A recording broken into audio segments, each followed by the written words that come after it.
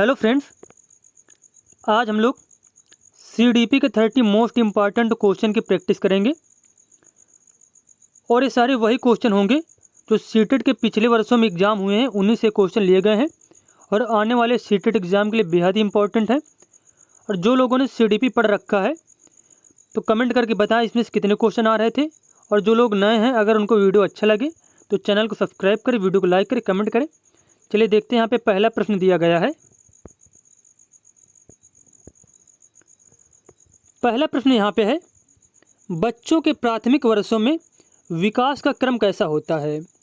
सरल से जटिल की तरफ होता है, अमूर्त से मूर्त की तरफ होता है, वैश्विक से स्थानिक की ओर होता है, या फिर विशिष्ट से सामान्य की ओर होता है? तो इस क्वेश्चन का आंसर हो जाएगा, जो बच्चों के प्राथमिक वर्षों में विकास का क्रम होता है वह होता है सरल से जटिल की ओर, सरल से जटिल की ओर होता है, मूर्त से अमूर्त की ओर होता है, मूर्त से अमूर्त की ओर, या फिर बात की जाए स्थानिक से वैश्विक होता है।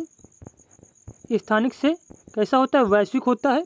और सामान्य से विशिष्ट की ओर होता है, सामान्य से विशिष्ट की ओर, सामान्य से विशिष्ट की ओर होता है।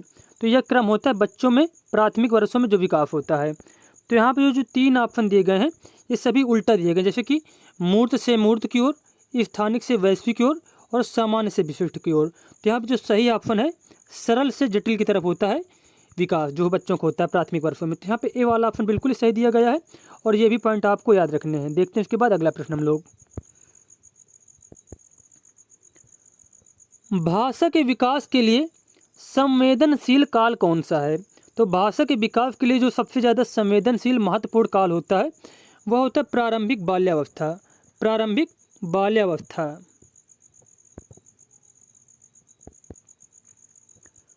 वह प्रक्रिया जिसमें बच्चे समाज में अपनी भूमिका को सीखते हैं कहलाती है। वह प्रक्रिया जिसमें बच्चे समाज के द्वारा चीज़ों को सीखते हैं उसे कहा जाएगा समाजीकरण। क्या कहेंगे उसको? समाजीकरण।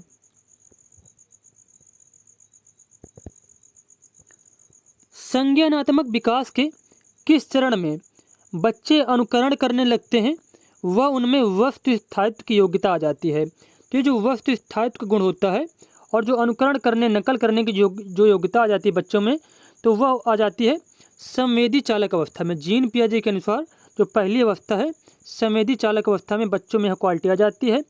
और वस्तु स्थायित्व का तात्पर्य होता है कि चीज़ें तब भी मौजूद होती हैं जब वो सामने नहीं दिखाई देती हैं। तो ये क्या होता है? वस्तु स्थायित्व का गुण होता है।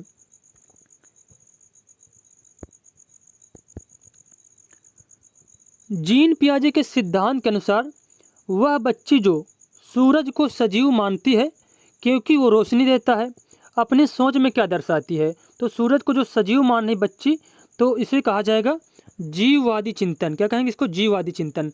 अब जीववादी चिंतन से तात्पर्य होता है कि जो छोटे बच्चे होते हैं वो सभी चीज़ों को सजीव मानते हैं, ये समझते हैं कि सभी चीज़ों में जान होती है। जैसे कि जब बच्चा पूर्व संक्रियात्मक अवस्था में होता है, जब बच्चे की एज 2 से 7 वर्ष के बीच में होती है, तो वह छोटे छोटे खिलौनों को खिलाता है और साथ में उनको क्या करेगा? खाना खिलाएगा, पानी पिलाएगा, क्योंकि बच्चे में यह समझ नहीं होती कि इनमें क्या है, जान नहीं है, ये निर्जीव हैं। बच्चे सोचते हैं कि इनमें भी जान है। तो ये जो होता है ये होता है जीववादी चिंतन, इसी को कहते हैं। तो यहाँ पे ए वाला ऑप्शन बिल्कुल सही हो जाएगा। उसके बाद देखते हैं हम लोग अगला प्रश्न। अगला क्वेश्चन अब यहाँ पे है, निम्न में से कौन सी संकल्पना लेव-वायगोत्स्की द्वारा प्रतिपादित नहीं है? तो इसमें से जो स्कीमा है, स्कीमा के बारे में बताया था पियाजे ने। किसने बताया था? स्कीमा के बारे में पियाजे ने बताया था। जबकि समीपस्थ विकास का क्षेत्र, पाढ़ और सामाजिक अंतःक्रिया, इन तीनों के बारे में बताया था लेव-वायगोत्स्की ने।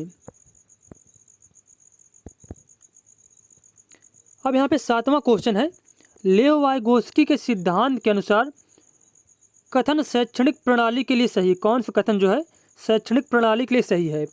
विद्यार्थियों में सहयोग के बजाय प्रतिस्पर्धा को प्रोत्साहित करना, वांछनीय व्यवहार को इनाम द्वारा बढ़ावा देना व अवांछनीय व्यवहार को सजा द्वारा घटाना, उपयुक्त इशारे व संकेत प्रदान कर विद्यार्थियों को पाठ या फिर आलम्बन देना, उद्दीपन व प्रतिक्रिया के बीच अनुबंधन को प्रोत्साहित करना।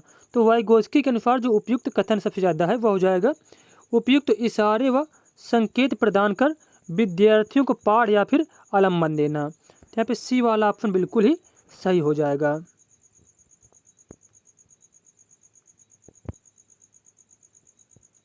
कोहल वर्ग के अनुसार नैतिक विकास की प्रथम अवस्था की क्या विशेषता है? नियमों को निश्चित और निरपेक्ष रूप में देखना, दूसरों का स्नेह और अनुमोदन बनाए रखना, कानूनों और नियमों को बनाए रखने के लिए कर्तव्य का पालन करना, अमूर्त सार्वभौमिक सिद्धांतों को अपनाना जो सभी मानवता के लिए मान्य है। तो प्रथम अवस्था जो होती है कोहल वर्ग के अनुसार, तो उसमें से बच्चे जो होते हैं वो नियमों को सर्वोपरि मानते हैं, सबसे ऊपर नियमों को मानते हैं। तो इसके अनुसार यहाँ पे पहला ऑप्शन है जो नियमों को निश्चित और निरपेक्ष रूप में देखना। तो यहाँ पे ए वाला ऑप्शन बिल्कुल ही सही हो जाएगा।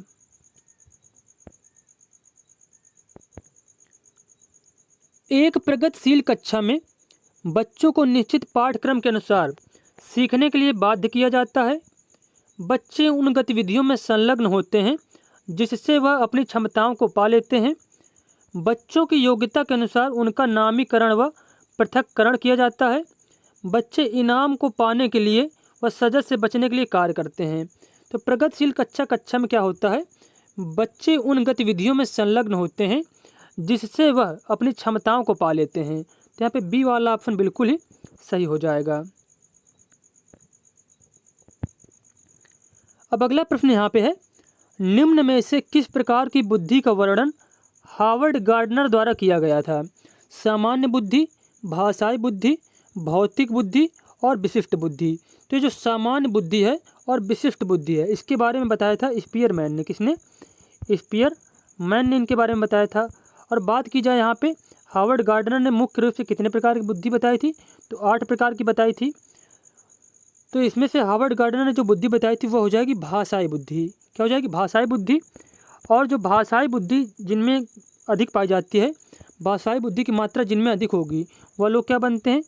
कवि जैसे कि हो गए, लेखक हो गए, इस प्रकार के व्यक्ति जो है बनते हैं जिनमें से भाषाई बुद्धि अधिक होती है।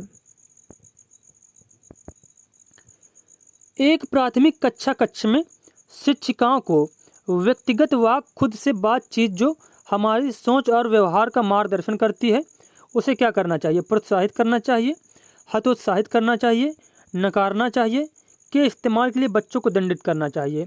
अब व्यक्तिगत वाक क्या होता है? जब कोई व्यक्ति या फिर कोई बच्चा जो होता है जब स्वयं से बातचीत करने लगता है, जैसे कि उसका नाम अनुज है तो क्या करेगा? खुद का नाम पुकार के खुद से बातचीत करने लगेगा। तो इस प्रकार की जो बातचीत होती है वह व्यक्ति में मतलब क्या करना चाहिए? उसको, एक शिक्षिका को बच्चों में इसको क्या करना चाहिए? प्रोत्साहित करना चाहिए। क्या करना चाहिए? प्रोत्साहित करना चाहिए, जिसके माध्यम से बच्चे सीखते भी हैं। किसके माध्यम से? व्यक्तिगत वाक के माध्यम से। तो यहाँ पे ए वाला ऑप्शन बिल्कुल सही हो जाएगा। अब यहाँ पे नेक्स्ट क्वेश्चन दिया गया है, मोहन ने घर व समाज में लड़कों की भूमिका को देखते हुए स्कूल में आयोजित एक कार्यक्रम में लड़की की भूमिका को यह कहकर निभाने से इनकार कर दिया कि वह एक लड़का है, इसलिए वह एक लड़की की ड्रेस नहीं पहनेगा। यह क्या दर्शाता है? तो यह लैंगिक रूढ़िबद्धता को दर्शाता है। किसको दर्शाता है?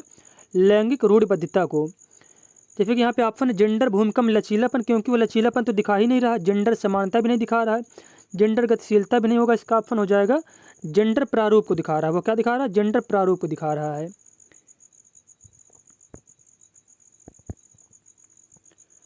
एक ही कक्षा में अलग अलग क्षमताओं वाले विद्यार्थियों को सीखने सिखाने की प्रक्रिया क्या कहलाती है?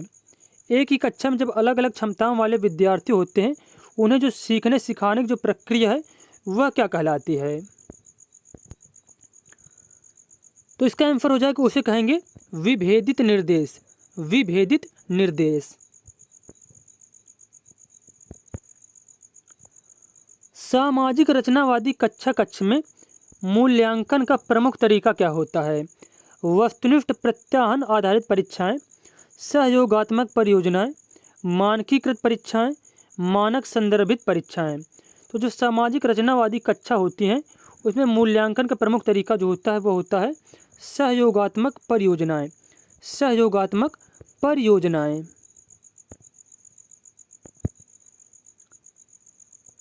शिक्षार्थियों के आकलन का सबसे महत्वपूर्ण उद्देश्य है अध्यापन की प्रभावशीलता पर विचार करना और सीखने को बढ़ाने के लिए इसे संशोधित करना, या फिर शिक्षकों को सौंपे गए कार्यों में से एक कार्य को पूरा करना, रिकॉर्ड और रजिस्टरों को पूरा करना, कक्षा में समान योग्यता वाले समूह बनाने के लिए।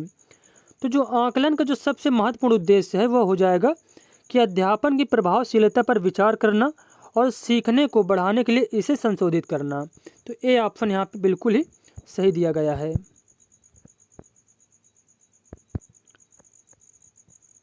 विद्यार्थियों को उनकी अभिरुचि, ज़रूरतों व परिवेश की विभिन्नताओं को ध्यान में रखकर उन्हें विविध प्रकार की गतिविधियों व अनुभवों के विकल्प देना किस सिद्धांत का पालन करता है? तो इसका आंसर हो जाएगा समावेशन का। किसका? समावेशन का।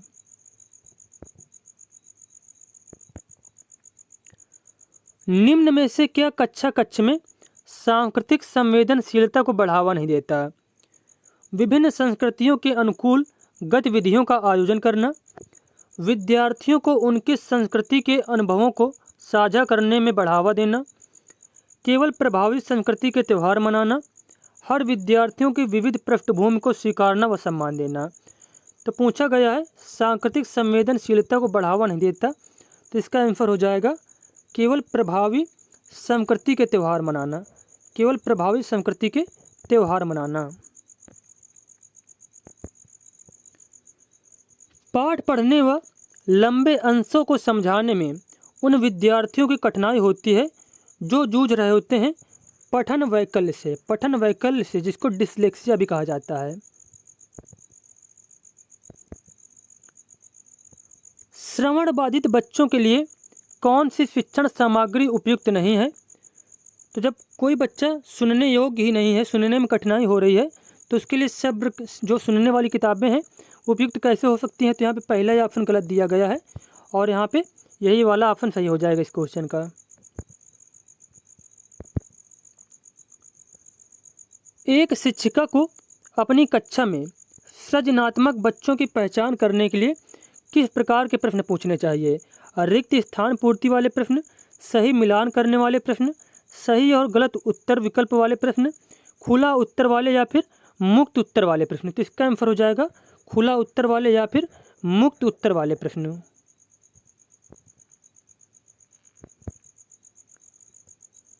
यह महत्वपूर्ण है कि बच्चा अपने साथ जो अनुभव स्कूल में लाता है उन्हें क्या करना चाहिए? उन्हें आगे बढ़ाया जाए। उन्हें आगे बढ़ाया जाए। अब अगला प्रश्न यहाँ पे है, बच्चे कैसे सीखते हैं? चीज़ों को बनाकर व कार्य करके, पढ़कर व लिखकर, बोलकर व सुनकर, सोचकर व मनन करके। तो यहाँ जो ऑप्शन दिए गए चारों ही ऑप्शन सही हैं।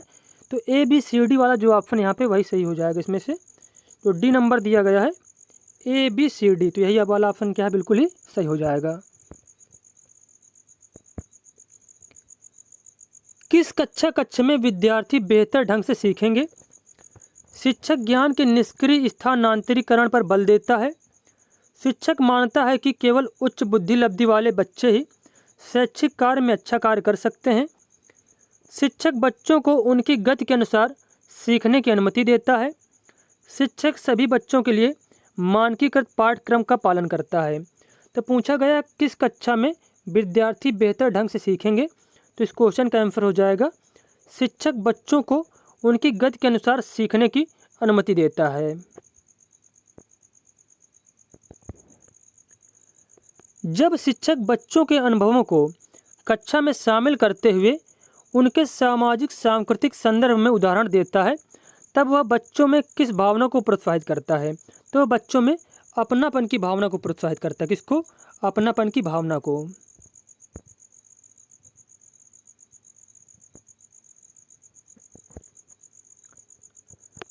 समस्या समाधान की प्रक्रिया किससे बेहतर होती है? तार्किक सोच से, प्रतिक्रिया सेट से, निष्क्रिय अनुसरण से या फिर प्रकारात्मक स्थिरता से? तो समस्या समाधान की प्रक्रिया जो बेहतर होती है वह तार्किक सोच से बेहतर होती है। किससे? तार्किक सोच से। अगला क्वेश्चन यहाँ पे है, बच्चों की भ्रांतियाँ व त्रुटियाँ सीखने सिखाने की प्रक्रिया में बेहद हानिकारक हैं। बच्चों के अविवेकी चिंतन को दर्शाती हैं। बच्चों की सोच में झांकने के अर्थपूर्ण मौके देती हैं। वयस्कों में से उनकी हीनता को दर्शाती हैं। तो बच्चों की भ्रांतियाँ व त्रुटियाँ जो होती हैं बच्चों की सोच में झांकने के अर्थपूर्ण मौके देती हैं। अब अगला प्रश्न यहाँ पे है, क्या इस बात का संकेत है कि शैक्षिक गतिविधियाँ बच्चे के लिए यांत्रिक व दोहराव वाली हो गई हैं तथा उसकी रुचि की नहीं हैं? तो ऊब इस बात का संकेत है। ऊब इस बात का संकेत है कि शैक्षिक गतिविधियाँ जो हैं बच्चे के लिए यांत्रिक व दोहराव वाली हो गई हैं तथा उसकी रुचि अब उसमें से नहीं रह गई है।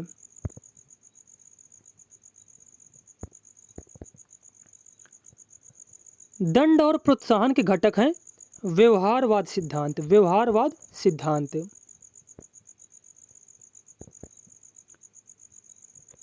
निम्न में से कौन सा कारक सीखने को प्रभावित करता है?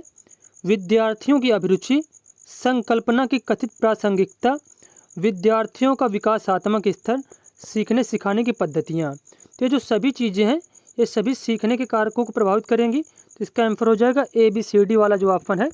चारों ऑप्शन जिसमें सही है डी वाला ऑप्शन ABCD यही सही हो जाएगा। अब यहाँ पे 30 नंबर और लास्ट क्वेश्चन है, निम्न में से कौन सा कथन सीखने की स्थितियों में व्यक्ति, वातावरण व व्यवहार के बीच संबंध को सही दर्शाते हैं? व्यक्तिगत कारकों का परिवेश के तथ्यों पर कोई प्रभाव नहीं पड़ता। तीनों कारक व्यक्ति, वातावरण व व्यवहार एक दूसरे को प्रभावित करते हैं। व्यवहार से सामाजिक परिवेश पर शायद ही कभी प्रभाव पड़ता है। वातावरण की प्रतिपुष्टि से व्यक्ति के अलग अलग सम्मान पर कोई प्रभाव नहीं पड़ता। तो अब यहाँ पे इस क्वेश्चन का आंसर हो जाएगा तीनों कारक व्यक्ति, वातावरण व व्यवहार एक दूसरे को प्रभावित करते हैं।